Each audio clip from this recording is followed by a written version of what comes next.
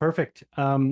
We always like to start off the Asphalt Kingdom Roundtable by welcoming everyone. Number one, number two, we're going to start this off with Billy. I love the hand clap. But start this off with some wins, and wins are the things that drive you from week to week. They're the things that motivate you to do things again. So yes, they're the ones that make you put your hands up and go, man, all that effort paid off. Whether it's personal, whether it's business, we'd love to have some hands up on wins for the week. And the first one to kick it off is Matt. Matt, go for it, brother. What do you got for a win for us? So I've been doing this for a while, and I'll tell you what a good win is. So I get a call today out of the blue, and it's a customer from 3 years ago. I did his parking lot, and for some reason he just wants to write me a check for 12 grand, just like that. I didn't even I don't even see him at the grocery stores or anything like that to say hi or anything. It just he says, I appreciated your work from last time, and we want to get it done again. So the win is obviously getting additional jobs, but one thing to think about is just be that business, have that business mindset, and be that business that customer is going to call you up because they appreciated your work. So anyway, that's my win. That's amazing. You know, it's funny because you missed something in there. There's a step that guy missed. Shouldn't he be just asking for updated pricing or quoting of some sort? Or does he already know you're going to do it for the price you should be doing it for? He didn't even ask me what the price was or any updates or anything like that. He just said, Matt, I just need to get on your schedule. So I look on my phone at the last time I did the job for him, and it was just shy of 12,000. It was 11,700 and something dollars. So it's going to be around that 12 grand, or probably, I'm probably going to be around that 14, 15. But he didn't even ask. He didn't say, hey, did prices go up or anything? He just says, get me on the schedule. Oh, That's fantastic. Congratulations. That's amazing win. I love when you follow the process, you actually put out that great work, you put out the proposals, you follow through, you do a great job, and you do that year in, year out. That starts like what do they call those? It's like one of those retirement checks, except you actually still got to work for it. yeah, and I harp on it a lot, Matthias. If keep your property, keep clean, look professional, be professional, and you'll get return business. I mean, that's my book of business right now is repeat customers. I'm doing a Pizza Hut that we've done. This is my third time doing it in the last 9 years. So Wow. just repeat, and it just, then, I still look for new opportunity, new business, but I've got a book of business that just I'm in that cycle now that it just is fills my pipeline. So anyway, That's amazing. Thank you, man. Anybody else got a win under their belt for this week? Come on, Billy. I know you got something in there. Come on, your head's rattling and you've been having hands up, the whole thing. Come Yeah, on, you happy for some reason? I got so I'm in a I got so many wins coming. I'm just in a pickle where I'm having to push the jobs to the right to fulfill them um just due to the nature of the business, waiting on payments and stuff. So it's like all the organic traffic that I want, because truthfully, am I making the phone calls and everything that I need to, that my original goal is to hit my goal targets? No, I'm not. But am I hitting my targets anyway? Yeah, I'm going to hit my targets this year. But it's like, if once my processes get more efficient, I'm just optimistic what I can do full time and how I can be more efficient and time management, and build up practices that is kind of like you can almost set it and forget it, like cruise control, kind of like what Skylar and Anthony and a lot of these coaches and Matthias, what they have built. And man, it's like I can see I'm in the infancy stage, but I can see the fruits of the labor that can possibly happen in the near future. So thank you, Matthias. Thank you, Skylar. Thanks to all the coaches that are here weekly, pouring into the round table. And I just want to say thank y'all, because every week that I bring a win, I know all y'all that don't say nothing have wins. So don't be afraid to speak up here, because we're all family. Because when we win, it builds confidence on. When I win, you'll win. You get a phone call next to this tomorrow. It's going to excite you, and you don't bring it that energy next week. And when one of us is having like, a slow week, the other one of us is going to be winning. It's going to lift each other up. So just continue to push through, fellas and ladies. I love it. I love it. There's an infection in positive. I always call it PMA. It's like having, that time of month thing, but PMA is a positive mental attitude. And if you choose that every single day, you get that every single day. And it's funny because I'm so thankful for a lot of things, and I'm kind of gushing. I can't wait to it's my turn, but I'd love to hear anybody else got a win for this past week, looking up to this coming week here as well. We got a win. All right, let's go, Steve. Well, I guess it's always a win when you get a $4,000 check in the mail. So when you actually get paid for your job, so when you've been waiting for a couple of weeks. But also, I had a meeting, a lunch with my couple of my guys today, and just kind of talked about where the business is at, because we've only been going for about 60 days, and I just kind of explained to them. I've started several businesses over the years, and just kind of explained that there's kind of 3 stages of a new business. The first stage is uninformed optimism. You don't know what you're getting into. You don't know what you don't know, but you're super excited and it's going to be awesome. That's all you think about. And then you go out and you get a few no's, and you're like knocking on doors, and you got sweat equity in there, and you're going in a little bit into debt and whatnot. And then it's kind of informed pessimism. And that's where most entrepreneurs drop out if they're not true entrepreneurs. And then you make the decision and go, okay, now I know what it's really going to take, and I'm going to push through it. We're going to kind of recycle some things, figure out what works, what doesn't work, and we're going to move forward. And then it's informed optimism, and it just, you just got to keep your head looking forward, So we've had, we've done a few jobs, but, we've gotten a lot of, no's and whatnot, but we haven't been, guerrilla marketing as much as we should be. We haven't been out there hustling. And so just kind of saying, this is what we got to do. Let's get out there. We need to, throw crap against the wall, see what sticks. And all people can do is say no. It doesn't matter. Just keep on getting out there and keep hitting the pavement, per se. And, it's going to work. So yeah, it was a really good lunch. And when I got home from the lunch, I got the email that the deposit had been made. So I was like, okay, that's a win for the day. You mean it works then, eh? Yeah. You said something that reminds me of something I learned 15 or 20 years ago. If you're not filling your mind with positive optimism, you're filling it with negative doubts and, I can't, and so on. So there's a guy, he's a billionaire. His name is, I think, is Art Williams. He said something that stuck with me for a long time. If you're not growing, you're dying. If you don't continue to move that peg forward and the positive optimism in your life, whatever the scenario, can be your business, can be your personal life, can be your relationships, you'll find that those things will start killing you. They're the things that take you off the game, takes you out of the game completely, because you can sense somebody that's got a positive mental attitude, a positive outlook, something that's just moving forward, you want to be part of. And I love the fact that the group we have put together here, the people that come on, share that enthusiasm, and I love being part of it, just so you know. So thank you for everything you guys share every week, and I love it. Anybody else got a win for the week? Love to celebrate it.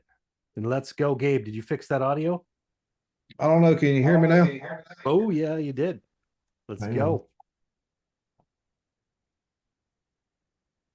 We can hear you. Yeah.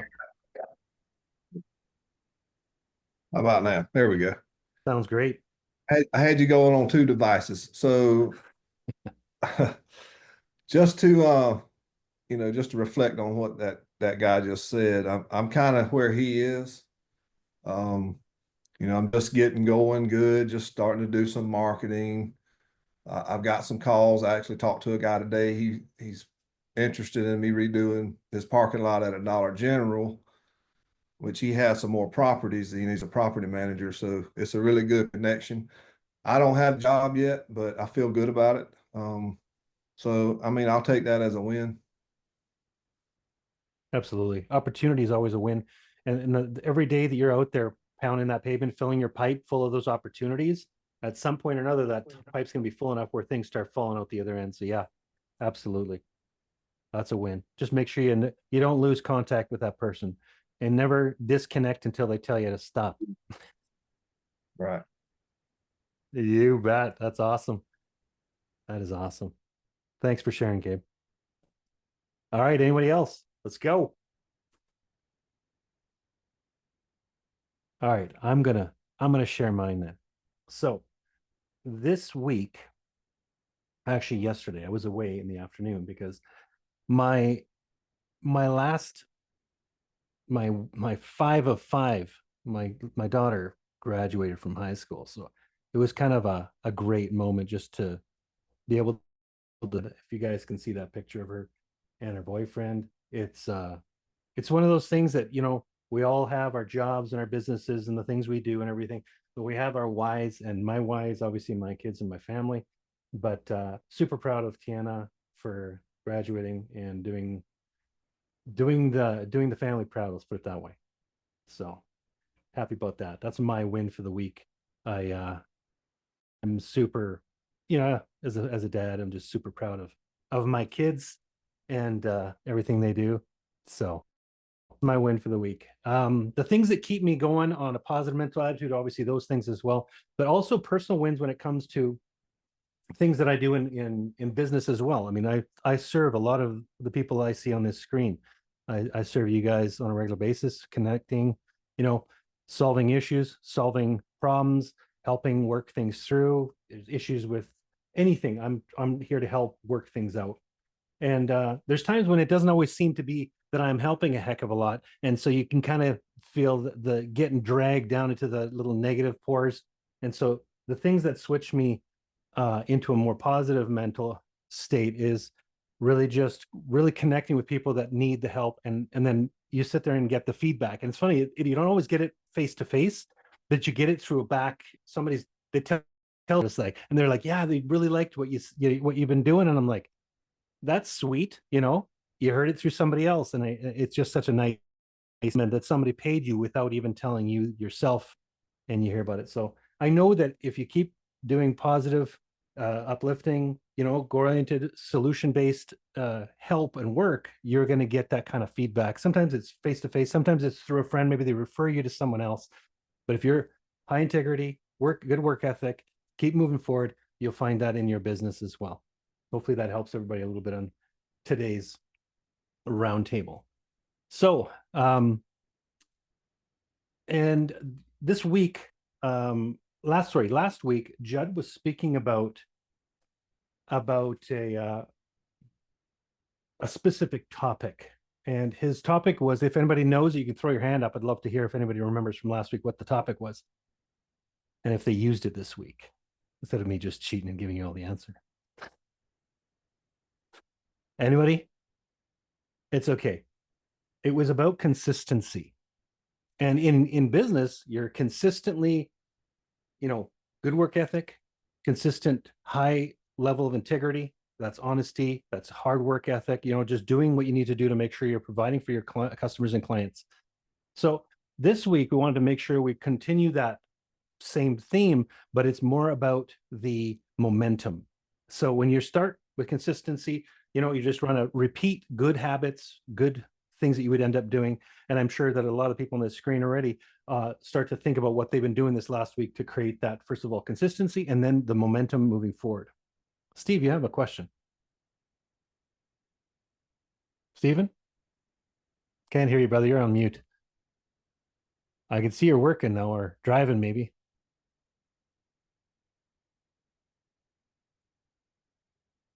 We can't. How about there now? we go. Yeah, we can hear you now, brother. Okay. I do have a question. Second here. It's about the Airboss 300 and the filter. I loaded some sealer. It sat only for a few hours. Couldn't get the recirc to work. Pulled the filter out. Got some things out that looked like it had settled a little bit. Dropped it back in there. And now I cannot get the filter out and nothing's moving. It started oozing up through the lid. That's kind of why I'm covered in sealer today, making a bit of a mess. Are there any thoughts on how to get that filter out and how to get the recirc and the hose working again? Interesting. So that's on that 3-gallon, it's the Airbus 300, right? So it's got a 3-gallon basket on it, right? Yes. And you got it out at one point, and now you can't get it out. Yep. I got it out. I dropped it back in, didn't force it or anything. I don't think there's a particular way they're supposed to be dropped in. Just put it in. Mhm. And yeah, I was putting a hammer in there and hitting it with a wrench to get some more leverage, some more torque. Nothing happened. My win for the day is that my crew and I were able to adapt and continue on with the seal coating job by unhooking the main line and just loading up a bucket and carrying on. So I'm grateful for them for helping me out. But Right. would like the pump to do its thing. I don't just want to drive around with a great big storage tank on the back, you know? No doubt. Um, Okay. Matt, you have an answer for that, or is that something you might be able to help with? Yeah, sometimes those filter baskets, you've got to remember that those pumps are sucking that material through that filter basket. If that filter basket, the inside of it gets lined up with sand or the seal coat, the sand basically is what it is. It creates a vacuum between the pump line and that outside of that basket. So a lot of guys will pry and grab the handle and try to pull it up or anything. The best thing to do is just where your basket is. Hopefully you can see this, Steve, but where your basket is and the inlet of that for your that feeds to your trash to either your trash pump or to your um, pump. Just take something and scrape the inside of that basket. A scraper, a stick or something, scrape that in so the air will pull through there and release the lock on that. If that makes sense. Once you've done it, you'll be like, oh yeah, that totally makes sense. If it doesn't, if you don't know what I'm talking, I think Skylar, you probably experienced this too, and anybody else that it creates a vacuum and it feels like forever. Once you do get that done, make sure when you pull that basket out, you reach down with your hand and scrape all the sand out of the bottom. Because when your basket is sitting down inside that pot, if there's sediment down in the bottom of it, helps create the suction and vacuum. So anyway, hopefully that helps. yes, it does. Yeah, I knew it was my user error and something wasn't moving. So yeah, really appreciate that insight. I'll give it a shot. Yeah, Sweet. that was it for me. Thanks, guys. Awesome. Thanks for sharing, brother. Okay. I appreciate the help too, both Skylar and Matt. I was a little bit kind of like, how do you keep a pot inside another pot? The vacuum makes sense for sure, especially if you get a bit of sediment built up inside of that unit. Can it happen if there's no sand in the mix itself? What if it's just sealer and I haven't necessarily pulled it out in a day or two? Maybe could that also potentially create the similar vacuum? Yeah, it can thicken, especially on hot days if water's evaporating. Additive is probably one of the largest culprits from it because additive will thicken it at those small holes and it'll almost like coagulate inside that filter basket. It's almost guaranteed when you run any type of curing additive. And sometimes just, I don't want to say a dirty load, but a dirty load, right? Like you get them, you know what I mean? It just depends what came out of the tanker at that time or what's in that tanker. If you're pulling out of a tanker or if you're pulling out of a tote or drum or whatever, like it happens. So And Okay, cool. if the emulsion breaks, it creates little teeny rubber balls. And so those fill up that trap in that basket and those little rubber balls, and they'll get in the screen and flatten out and become just basic rubber line that thing. So you have to scrape it out. Interesting. Yeah, that's Hmm. so it may Okay. not be sand. It could be this just a different additive. The bitumen. Exactly what Yeah. Skylar said. Okay, cool. Great. I appreciate that. I'm sure everybody else does too, because if you haven't had it yet, you might end up finding that that's something that happens to you in your next series of jobs. So, all right, cool. I'm going to go back to our the momentum discussion, and that's more about, you know, you think of a locomotive and how it starts out really, really slow, but then as you get, you know, slowly do your movement, you start getting faster and faster. It's a lot harder to stop that type of motion. Just thought of a story when I was a kid. I used to live in a place in Mexico, in the state of Mexico, called the state of Chihuahua, just like where those little dogs come from. And I remember going with my family to a place called Krill, where they had these Tarahumara Indians that lived in caves that would do this running. They were like amazing runners. They'd run for like 2 or 3 days on these huge races, on these road races. And I remember there was a big train that would go through there. And I remember, you know how you just a little fart of a kid and you just kind of do stupid things. I used to take a peso coin and I would put it on the train track because I knew the train was coming. And then I would just wait for it. And then as soon as the train hit the coin, you hear this, it would kind of bounce out and do something, but it would flatten out the coin. And my whole goal was to try and find that coin. Now, the only reason why I thought of that story is because of trains, you know, and I'm sitting here going, what is it that we do in our regular life when it comes to our business and our activities that create that train or that motion? That is all about, and if it's in sales side of things, because you start out your business in the sales side, right? Because you don't have a job yet, so you're starting in the sales side. You need to make a massive amount of calls and a lot of visits. And I'm not talking about 5 or 10 or even 15 or 20. You need a massive amount of activity to start your train moving. So we talked about this briefly with, I think it was, he's no longer on the screen, but it was about activity and filling your pipe. Okay. Oh, actually, it was Gabe, right? We talked about pipe, filling your pipe with these opportunities.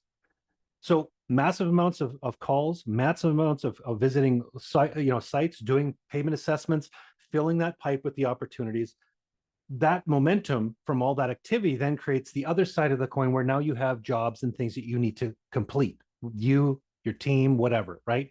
With Billy, you said it's you and you have a partner around right now, right? So just you? No, well, so that's just somebody I was trying to get them in the kind of most of it's you though, right? As far as the activity. It's me. Okay. Yeah, it's just so me. heavy activity trying to get these opportunities and then going creating the jobs that come from the opportunities. What is something that's going to stop momentum? Anybody? Yep, Billy. What's going to stop momentum? Lack of funding, or like waiting for jobs to pay, or assuming you go ahead and plan jobs around assumptions of when you think the client's going to pay that net 30, that net 45. So just be careful, have some reserves saved up so you can still, like Sherman-Williams, for example, if you get paint from there, they'll allow you to have a commercial account to have paint. You can still, do jobs while you're waiting on getting paid. There's things you can do to, I think my big thing was, if I'm doing activity, I'm creating the opportunities that then fold out the other side to jobs. Me now doing jobs is me not doing sales. You get what I'm saying? If you're alone and if you're creating these opportunities by yourself, you're on the phone, you're doing payment assessments, you're trying to get the ball rolling, right? And then on the other end of it, now I got to go do these jobs and I got to go finish and produce the end result, which then pays for, the whole thing to continue starting. At some point or another, this momentum stops only if if I continue to stop and start and stop and start. It's like, what's the most difficult? If you turn a switch on and off, it's the electrical current. When you first flip from nothing to something, it's also the most amount of effort for a system. It's the same thing with effort in work, calls, activity. Skylar, can I ask you a quick question in regards to your business? I know your business is one of massive amounts of volume activity, and that's on the other side of it. How do you separate the sales activity from the performance activity in your business? People. Right. Can I do that all by myself? No. Okay. Nah, lots of people. At the beginning, though, it's me, right? It's me. I'm creating that activity. I'm creating the momentum. I'm creating this whole activity flow, trying to sell. So I have these steep moments of selling, and then I have these steep moments of performance, and I have steep moments of sales, Is that a machine? No, it's probably just a seesaw that I'm trying to continue lifting the most heavy things at any given time, correct? Yeah, and it's really working overtime in the earlier days, and you got to blend both, right? You got to work your 9 to 5 during the day to get the work done, and you got to work your 5 to 9 doing the quotes and doing the takeoffs. Like there is no other way to really do it by yourself besides that, right? You can buy some efficiencies with things like Attentive and some of the CRMs and those type of things where, yeah, it might be able to make it a little bit quicker, but until like you can get to the point where you can afford people, you can't separate those things because like you have the peaks and valleys. And again, we get super happy when we get the $15,000 job and we're out executing the job. We're like, man, we can't wait to get paid, and we get paid and we're like, man, we got to go hunt and kill and eat another job, right? Like, and those times are high highs and low lows. So how But- do I balance out my sales side of my brain to my activity and performance side of my brain if I'm a new guy starting out? I would and focus on the sales side before I would focus on anything, and I would find performance partners until you have enough work to hire a crew. That's what I would do. Okay. So flex on sales and marketing 100%. and pass along activities that I can't necessarily handle on my own because I'm stopping sales if I don't continue selling, correct? Correct. Cool. Correct. So what do I need to do for that? I need to obviously figure out somebody that I can trust and know and understand that would help me do my business without having to physically go and do all that work, correct? Yeah. Or take Correct. 2 or 3 days of the week where I can still do maybe line striping, but 3 to 4 days of the week where I'm still doing my sales side, right? So if I balance Yep. that a bit, okay. Yep. Or you find performance partners on the other side of that, like paving companies, et cetera, that kind of does the sales for you. And it takes some of that burden and brunt off of you in the beginning. Frank, you had a good question here. Performance partner is a subcontractor, somebody that does the actual work that you're talking about. So we flip it into a performance partner because we are actually partners with them when it comes down to it. You know, let's say I got a lead in today and I said, hey, I got somebody in Utah. I'd probably be calling Matt as my performance partner. Hey, Matt, can you do this? We'd love a 5 to 10% commission structure on this. You'd be okay with that? Matt's going, what is it first? Is it a driveway? Probably not. Sorry, I'm too busy. 150,000 square foot property. Yes, I definitely can help you with that. Thank you very much. Here you go. So Matt would become the performance partner for Asphalt Kingdom in that scenario, let's say. Okay. So if you're looking at performance partner, they are essentially the subcontractor performing the work that you've provided for your customer. I would Hopefully that makes sense. also caveat to everybody that's going to run a performance partner model too is like focus so much on sales that you literally don't know what to do with it, because I promise you it's not like $1 million sounds really really cool in the beginning, like whatever, even in the beginning 100 grand sounds cool, right? 150 200 grand, it sounds really really cool, and then it's like, oh, 500 grand, $1 million, but like it takes so much more. So like just be so good at the marketing and sales, like that you don't know what to do with all the work, and you have performance partners executing, and you can build teams, and you and right, like, because to really scale the machine it takes volume. So Skylar, what if I'm just a working dude? Or what if all I like to do is go out there and crush the job?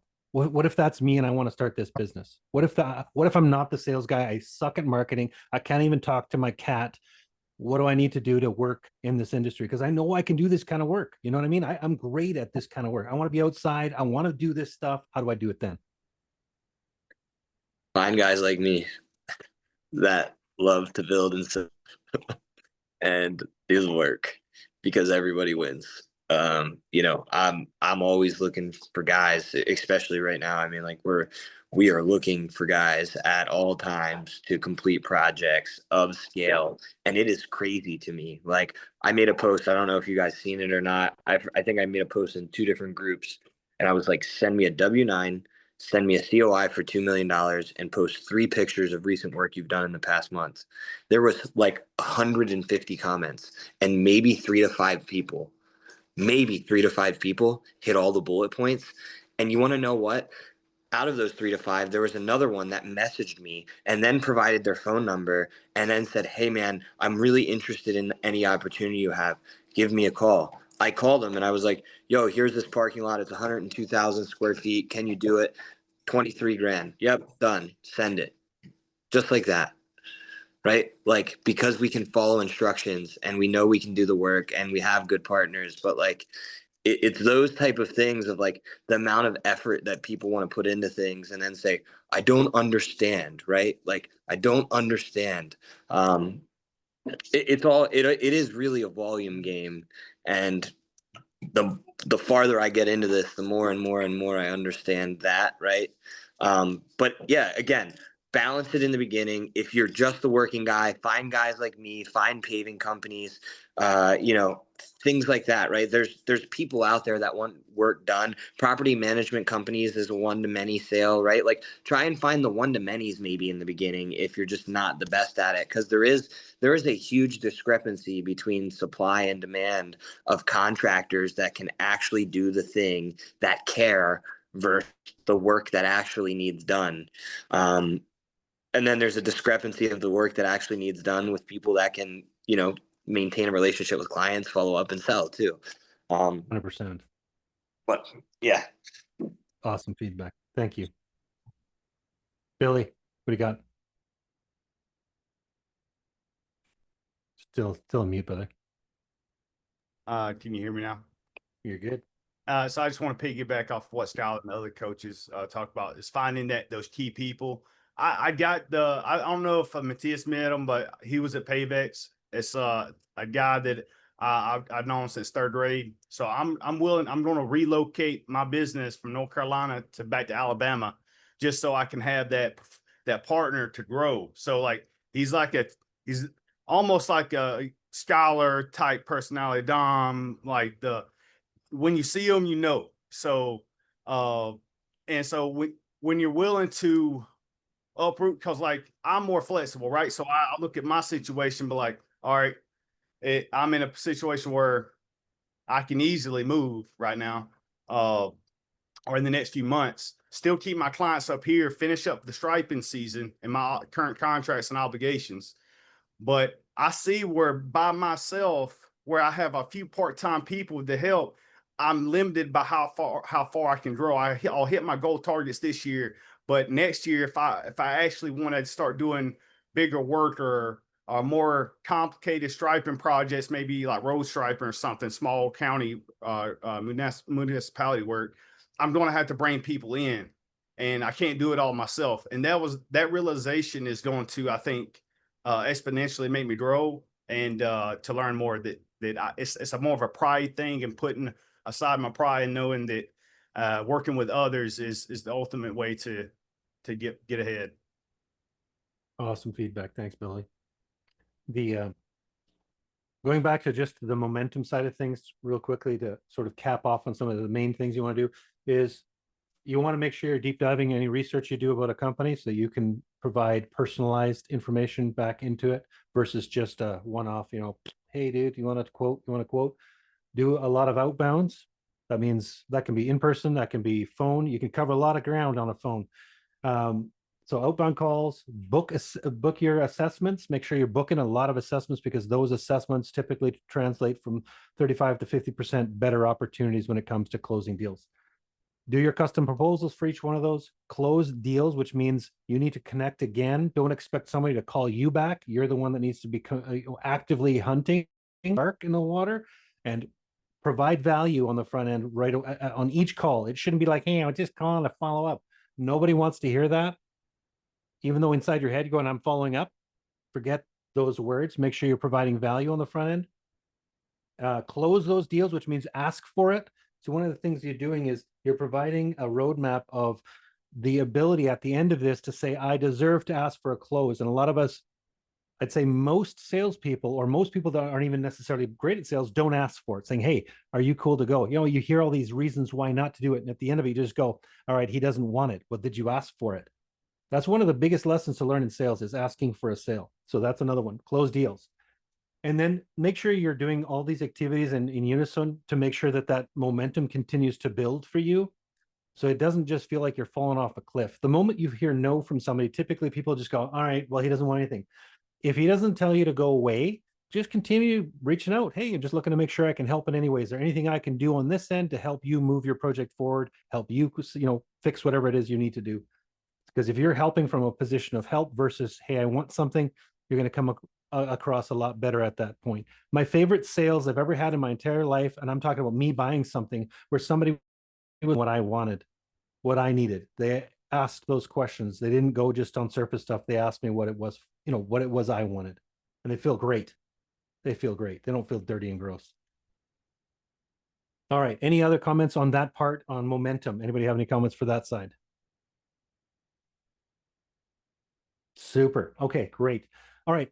Anybody have any other questions they want to provide, ask today? We've got an open roundtable on questions. I'm talking anything from how to get customers to how to get onto our Asphalt Kingdom contractor network. Yep, Jeff, go for it, brother. You're on mute, brother. You're on mute. There you go. No, still muted. You haven't hit the microphone there.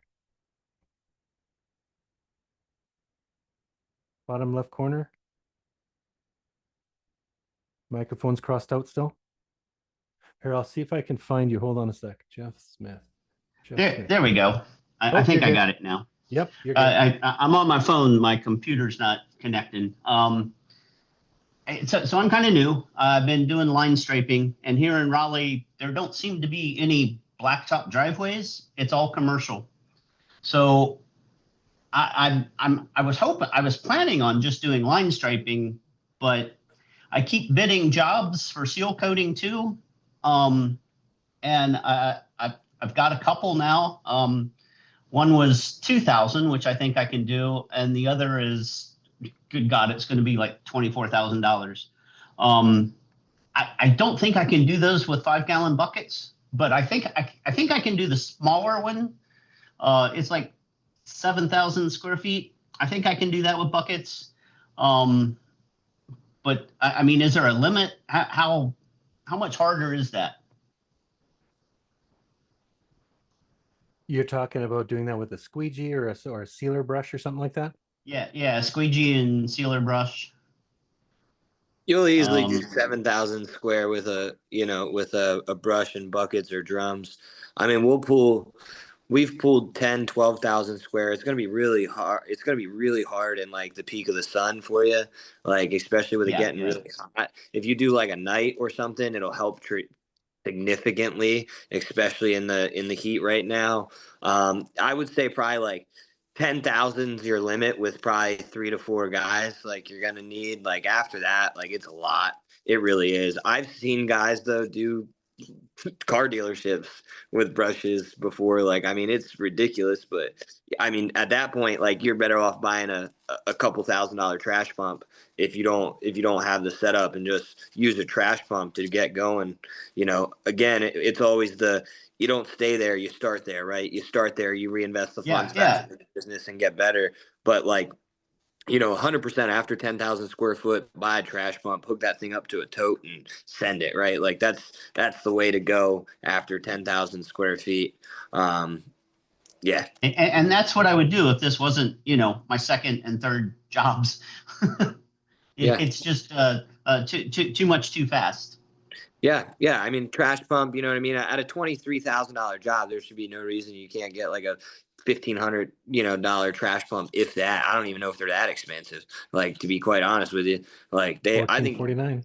Yeah, $1,500, right? Like, you can 100% use that to spray a $23,000 job. And if you say you can't, you're kidding yourself, right? Like, that you can definitely squeeze in $1,500 in this world, right? 50, 60, 70% margins are very, very common.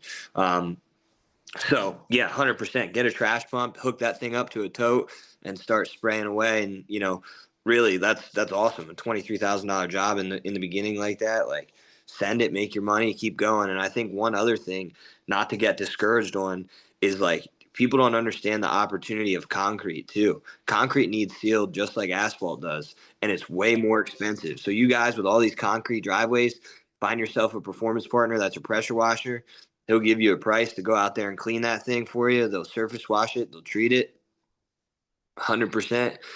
So our guys like 375 to 500 per driveway. We'll mark that thing up. Say if he charges us 375, we'll charge the client 500, and then we go out and then charge $3 a square foot to put some concrete sealer on there that you put in a little bug sprayer for $20, and you buy a gallon for $25, and you're going to use a gallon on a driveway like that, and you're going to charge the client, $1,500 or something. Like, there's a significant opportunity in concrete driveways as well too. So it's another way to get some lower barrier of entry, cash in your pocket in the residential setting in areas where the concrete driveways are prevalent. Yeah. Good to know. I mean, yeah, you can buy that stuff right at Home Depot. You go buy you some Behr low luster sealer. It's like $26 a gallon. You need a paint roller for a couple bucks and a $20 bug sprayer. You're printing money. Wait. Cool. I was just looking on our site there. With a $23,000, $25,000 job, something like that. If you even invested $6,800 in the AK230 Pro Seal Coat spray system with a 50-foot hose and it's got everything you can do that whole job. Probably 2 loads in that thing. Yeah. Throw in the back of a truck, it would fit. Yeah, yeah, and you wouldn't have to upgrade for a little bit too. Like you would be able to rock for a little while with that thing. Yeah, 2 or 3 years or something like that, depending on how big the job you get. Yep. So there's opportunities, and there's if you look at it a certain way, sometimes it looks overwhelming. You're like, oh man, that's insane. Now, if you look at it and say, hey, I just can't do that, find a performance partner that'll help you do that, right? Just take some of the profit that way. Or you can invest, if you have the money, invest in some smaller equipment, just stepping stones to what you want to be at, right? Yeah. Yep. Awesome. Did that answer your question, Jeff? Yeah, thanks. Fantastic. Thanks, brother. Okay, Billy, what's up? Hey, Matthias, before jumping over to Billy real quick, we talked about performance partners, suppliers like Sealmaster and Craftco, and there's different suppliers, different seal coat suppliers. Some of those suppliers have connections for trailer rental. So that's another option to think about. So you can get a 500-gallon tank or a 300-gallon tank trailer rental. So they're out there, but just do your homework. Make sure you don't go pick something up and get stung with a cleaning fee that you weren't sure about or anything like that. But those delivery are fees options too. So just throwing that out there. Yeah, I've heard of guys doing those type of options too. So they are available. I know they are. Depends on where the location is and if they have any equipment that's available. But yeah, you want to check all that stuff before you commit to something. Cool, Billy.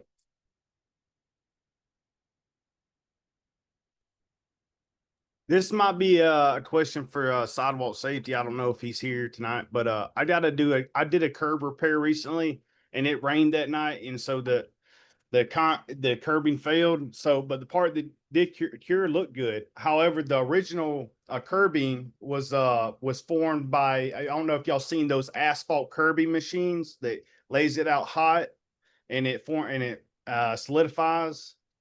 Well, that's what originally was there. I tried to mimic it with cold patch, and I couldn't get the cold patch to harden to make a curb. So I did it with concrete, and I just formed it with trowels. Looked good, but the part that got wet and weather that when it got rained on obviously failed. But the part that I'm gonna go back and repatch, I thought about trying to blend it in like the original asphalt. Does anybody have any recommendations on how to form cold patch where it'll harden almost like concrete, or should you mix concrete in with it? So it's an existing asphalt curb. What was that? An existing asphalt curb. Yes, it's existing like asphalt curb. All of it is like triangle in shape. And you're patching the curb with concrete. Yeah, I'm patching the curb, and then I was blending it in with a dye. Okay, so asphalt curb that's missing a piece that you're putting concrete in the place of the missing piece and blending it back into the curb. Right. I feel like you're asking me a 2-part question though, because you're asking me how to get cold patch to form, but then you're saying there's concrete there.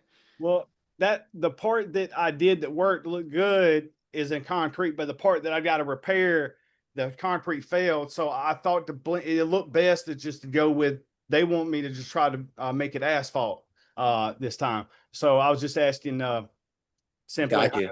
I'd Okay, got you. That makes more sense. I was confused there for a second. You don't have the availability to get hot mix?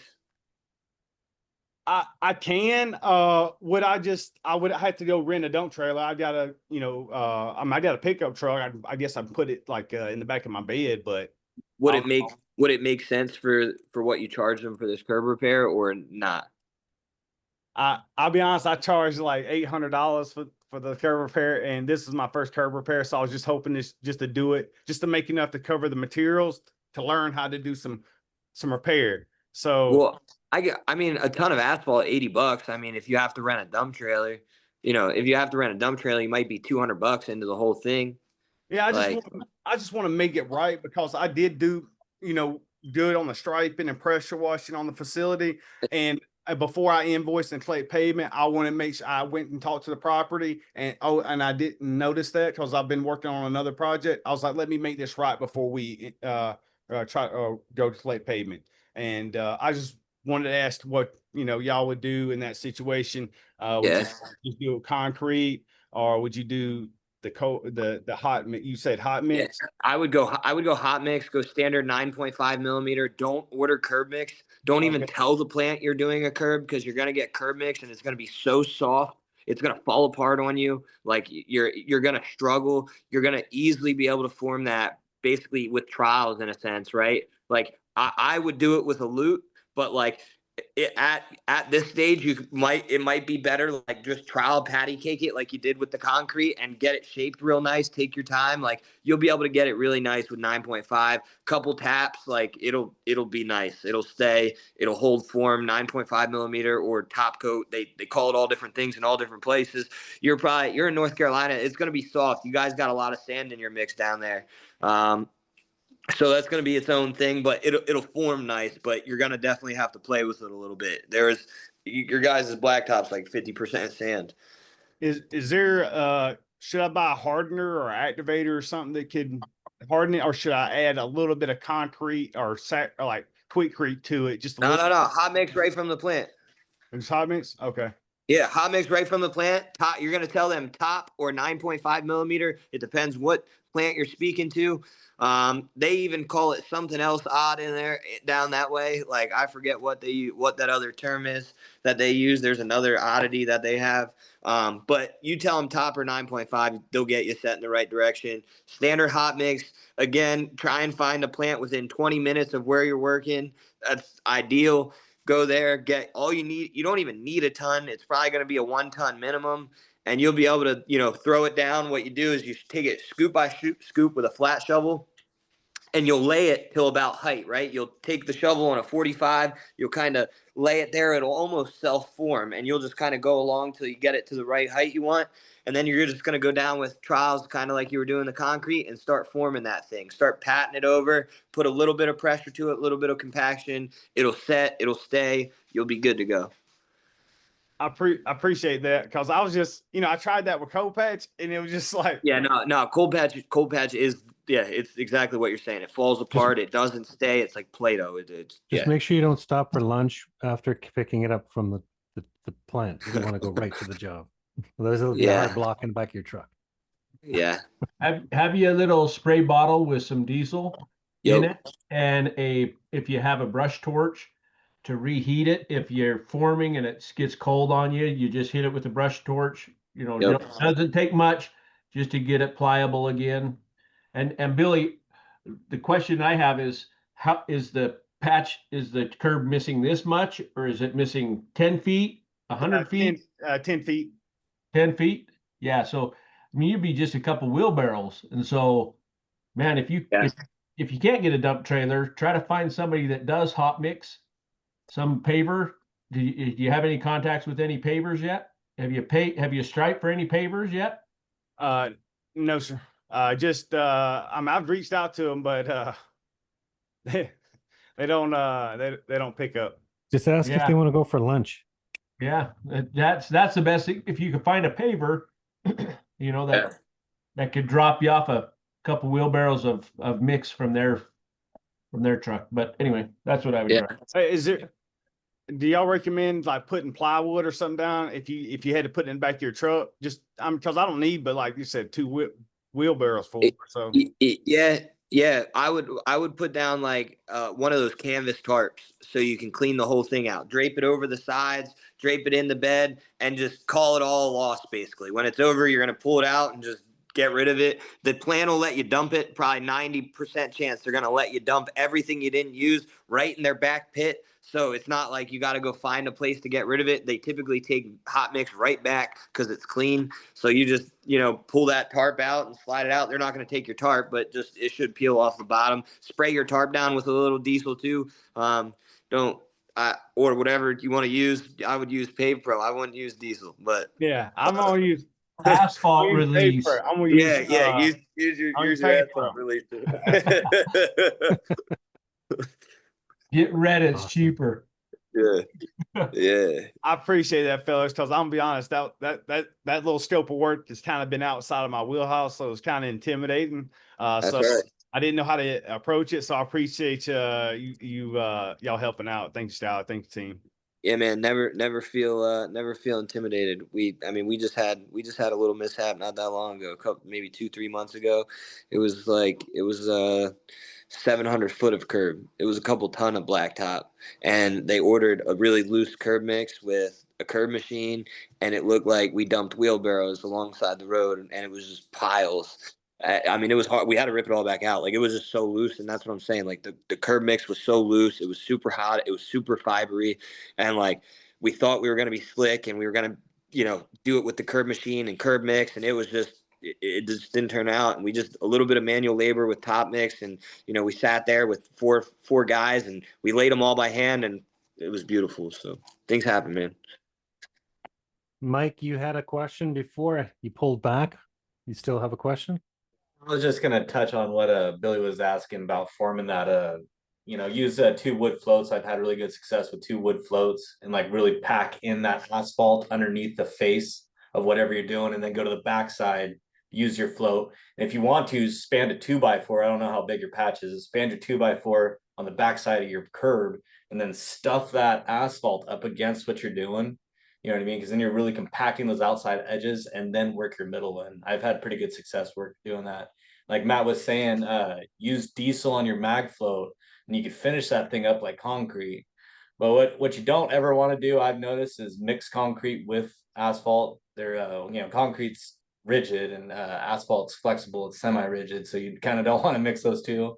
And then avoid using avoid using cold patch like the plague. It's got the chemical in that material eats asphalt away. It's like a temporary patch. You're actually supposed to take that stuff out before you repave on top of it. That's all I was gonna touch on right there. Thank you, Mike. Thank you, Mike. I wish I would have heard that advice before I did a recent patch. It was about 50 bags of cold patch, and I thought it would harden. But no, it's just like it's falling apart. And now I'm gonna make it right. It was a costly mistake. That's learning right there. But like, that that 50 bags of cutback, I'm sure you're into it. $150 at least. You could have got a ton of asphalt in the hot plant, like Skyler was saying. But live and learn, bro. Figure it out. We've got hot boxes for sale if you ever need one too. There you go. I've been looking at them. Trust me, as soon as I can get my financing approved, I'm giving Glenn a call. That's right. I'd love to hear from you. Awesome. We've got 1 minute to the top of the hour. Anybody else have a question? Anybody a comment? Anybody find this useful? Hopefully everybody got something out of this week. I sure did. All right, Miggy. I've seen you nod your head up and down in the call here, so I feel like you're getting some from it. Go ahead and unmute yourself. What do you got? Can you guys hear me? Yes, sir. All right, I just want to make sure that I'm talking through headphones. Well, let me introduce myself. I'm Miggy. I'm opening a new, I call my client, my company Precision Surface Solutions. So the original scope of work was obviously line striping. I went through several videos, and then I talked to Glenn last week because he saw me searching on Asphalt Kingdom. website. And so he gave me a call back. So, and now this week I've talked to Miss Lorca, and she's helped me with trying to get the dashboard correct. But my main questions are, because my main scope is line striping, but other services that I'm offering, because the services are paint based. So one of them is actually field turf painting or grass painting for offering for residential, which actually opened me up to now hold up. Let's try, because after listening to you guys, I was thinking of concrete staining and spraying, because as Jeff spoke, I also in Washington State, not a lot of driveways have asphalt, so there's not a lot of quick jobs for seal coating for asphalt. And I actually didn't even know anything about seal coating until I was introduced to this roundtable. So one, let me just say thank you for all you gentlemen that show up every week and give us all this information. You guys are amazing. I've learned in just 2 weeks so much stuff that I want to incorporate into building this business. Now, my business has not taken off yet. What I'm doing right now is just lining out a bunch of things as I listen to you gentlemen who are successful in this, and try to take that as not a grain of salt, but what's the word? Just great, just awesome information that I can add into trying to build into this. So one of my questions was with the painting machines, your Titan 3500 or your Graco 34 or any of those that use solvent base. When using, if I was to decide, or I am deciding to use it for field striping, would those machines be able to do the same job? And then would it be able to pump out the consistency of the grass paint? Because my thought is, can I use this machine universally to be able to complete 3 phases of service from one machine? And then from there, obviously, as I grow the business, we'll be adding machines in so that I can send some guys to do grass paint, some guys to do concrete staining, some guys to do seal coating and line striping. So I just wanted to get that kind of information from any of you guys that might have been dealing with this, or may have tapped into that industry a little bit and played with it, but maybe we'll back off of it. But I just wanted to kind of get an idea from you guys. The info from you guys, as if that would be feasible with these machines, because I obviously don't want to mess up a $4,000 or $5,000 machine trying to pump something in through it that shouldn't be going through it. You know what I'm saying?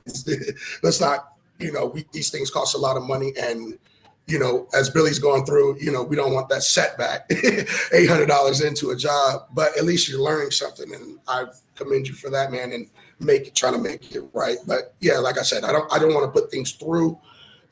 As somebody, Billy, you just typed in.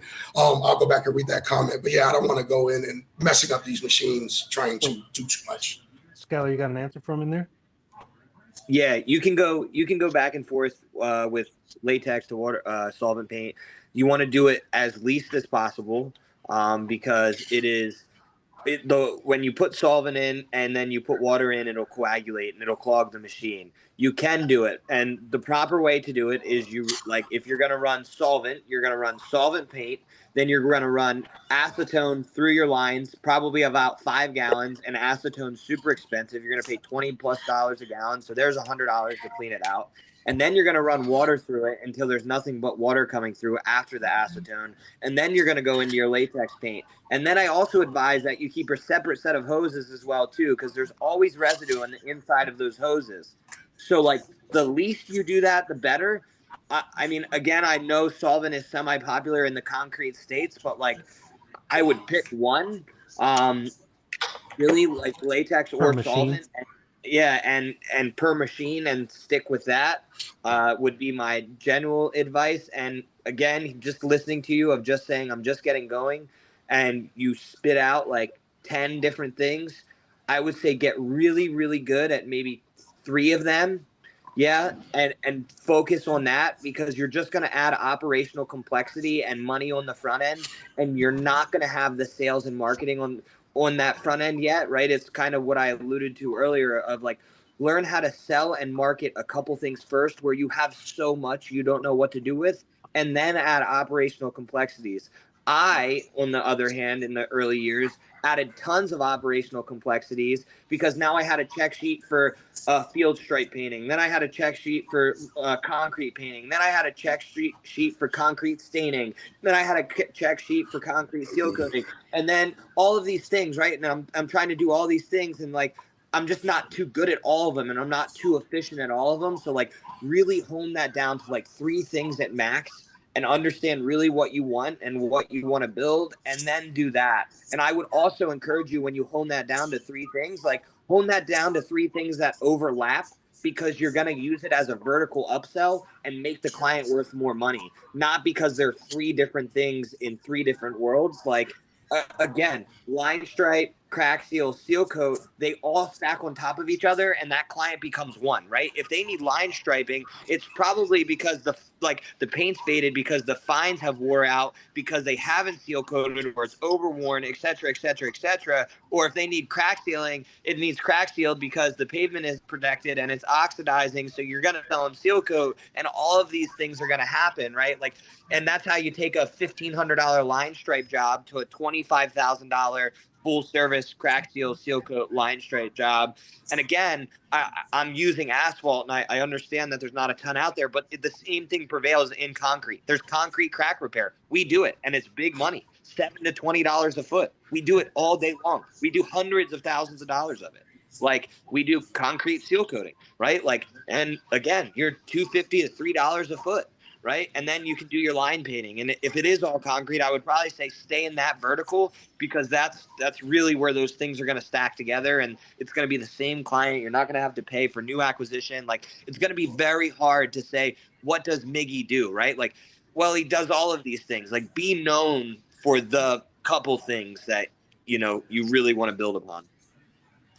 I appreciate that, Brother Scott. The reason why I went into kind of that realm was mainly because, like I said, I was looking at it as with this paint sprayer and trying to bubble off of that. But I like what you're saying is like, you know, your main vein is line. My main vein is line striping, and most of them. I mean, we have asphalt tops, like we have plenty of asphalt. But I think my problem was I'm trying to touch commercial and residential, because the other phase was address painting, curbside painting, because a problem that I realized, especially in these smaller cities, is that emergency services have a very hard time. For one situation, my father-in-law has had to have the ambulance come to the house, and we live in a small town that's not well lit, and so the address curb painting was one of the things, and so I started realming in that. It's just ideas started snowballing, but I like what you're saying. 100%. I love all the paint things. And I guess like what I would encourage you to do is focus, like, instead of like, again, I don't know where you're at, what you're trying to do. Just like go sell the paint jobs and sell so many of them. Like, you have the idea, right? Like, as humans, we add operational complexities. We're already thinking about like 5 other ideas. Just go sell 100 curb painting jobs. Like, it's a banger idea, dude. Like that dude, Curb Appeal on Instagram and TikTok and all that stuff. Like, that kid is a G, right? Like, he is doing curb paint after curb paint, and like simple scales, fancy fails, right? Like, it just like pick the thing is what I'm saying, and just sell. And you literally need no money. You don't need the machine. You don't got to worry about the shit clogging. Find someone else to do it, and just quality control. Absolutely. Yeah. Like, I love what you just said, because I just watched it. I think it was Dan Martell that said that same thing, and not over complexing something so simple, or, you know, as the classic phrase, keep it simple, stupid. Like, just keep it simple. Like, don't try to over complex it, especially starting off. And I really greatly appreciate you, Skyler, for that, man. And all of you guys, because that's what I needed. I got to a point where sometimes I'm sitting in the sideline, and I even asked my wife the other day, I'm like, am I doing too much? And she's like, you're not doing too much. You're just trying to do too much at once. Slow down. Yeah. Just chill. And you just confirm that. Too much of the wrong thing. Yeah. Sometimes it's just the sales, right? Like, and listen, I'm 100% guilty of that too, right? Like, 100%. I am 100% guilty of it too. I've gotten significantly better at it, and it's levels too, right? The levels that, like, you know, it continues to grow as you grow as well, you know, is the crazy thing. And it's how do you discern that? How do you pick that apart? New, you know, the old saying, new levels, new devils, right? Like, and once you get opportunity, now you have money and more opportunity comes to you, which the opportunity now are even more attractive, right? Like the girl in the red dress, she's not a 5 out of 10 anymore. She's a 10 out of 10. And it's so much harder to say no because you understand the quote unquote lick, the money that you can make is so easy. The focus that truly pays off in the long run. And it's literally like, you can literally make $1 million. Like, as we're talking right now, everything you know curb paint and you know line paint enough to go sell jobs. I know you do because the way you're talking, you've already studied a lot to just go sell jobs and get money in your pocket. Like, And if you have other things that pop up as opportunities, use a performance partner that already does that in their wheelhouse and send it off to them so you can focus on the things you do well. Judd said something, and I think you mentioned earlier, is always slow down to speed up. Analyze what you're doing, figure out the details, make sure you're doing the right things, and move forward with those things. Judd doesn't move out of asphalt because asphalt's his wheelhouse. Asphalt's the keep it simple, stupid for Judd and the business of Asphalt Kingdom. We don't go into concrete. We don't go into this other stuff, paving and stuff. We're strictly asphalt maintenance after it's been paved. So I would say that's great advice from Skylar for sure.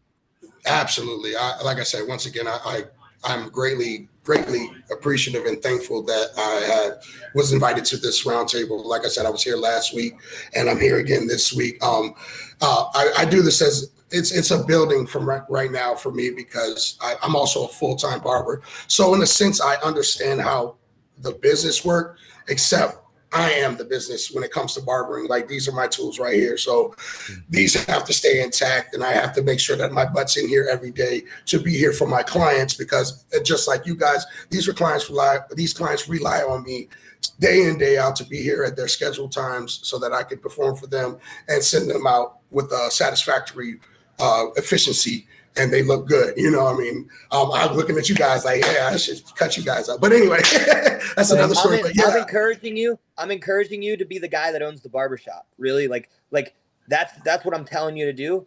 Instead of being the guy behind the chair, be the guy that owns the barbershop that gets chair rent, right? Like, that's it. And I love curb painting so much more for you now that you say you're a barber, because that's in your wheelhouse, bro. 100%. The designs, the thing, like, that is it. That's you. Like, it spells you all over it. So, like, you get me, brother.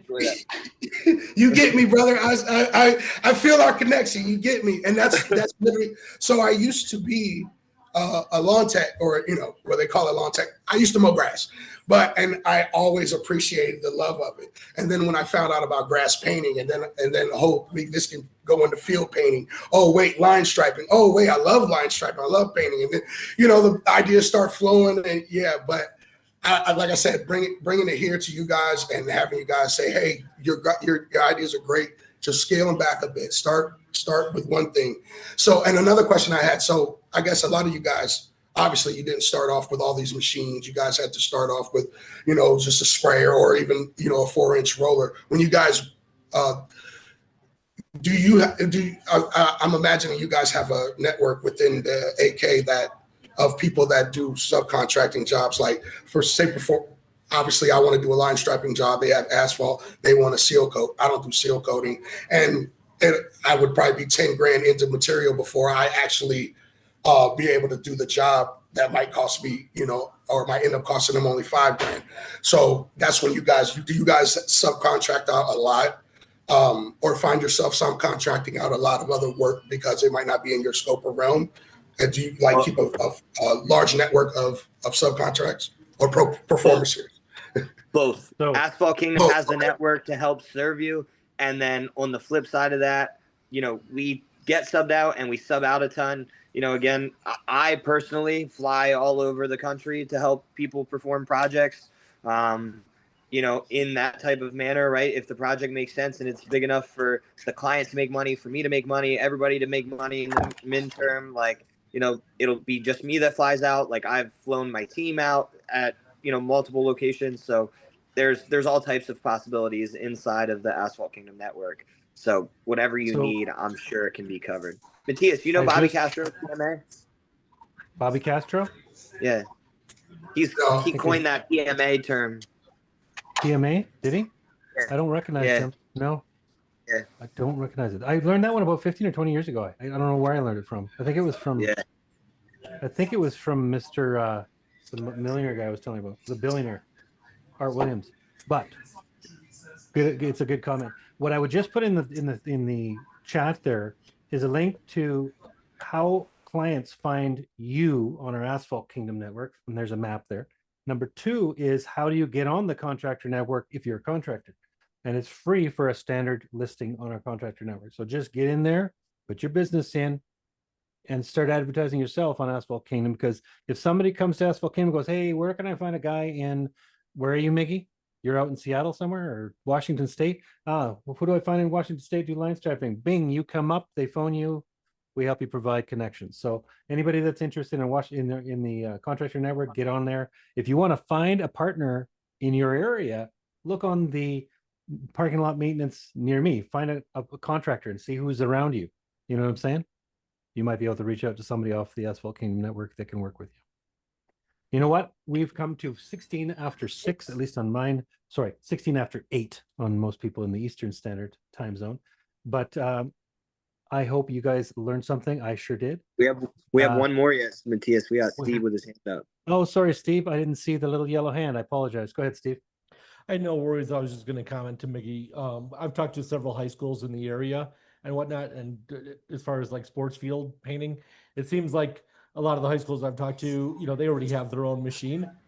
Because the grass grows, you got to repaint that, every couple of weeks, and it's way cheaper. And they'll get a self-propelled machine because walking on grass is a lot harder than walking on asphalt. And then they'll do their own parking lot because the machine will do latex. Usually they're latex only for the grass. So yeah, I would just stay in your niche with the asphalt, as everybody else has said, and work on the pavement and don't worry about the grass stuff. They've even got all these robotic machines out there now. You can just program in, I'm doing a soccer field, I'm doing a football field. You set it up and it just goes and paints it. It knows exactly where it is based on GPS. It'll paint the field every single 2 weeks, So yeah, it's not really a market for us.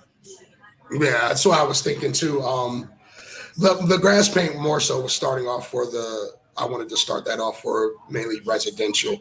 And then that's what got me into listening to you guys with the seal coating the driveways or concrete staining the driveways. But like I said, it just a bunch of ideas just snowballing off of one. So yeah, I'll start with line painting and get good with that first. And then we'll, from there, we'll figure out other services. But no, I totally get where you guys are coming from. And once again, I appreciate every one of you.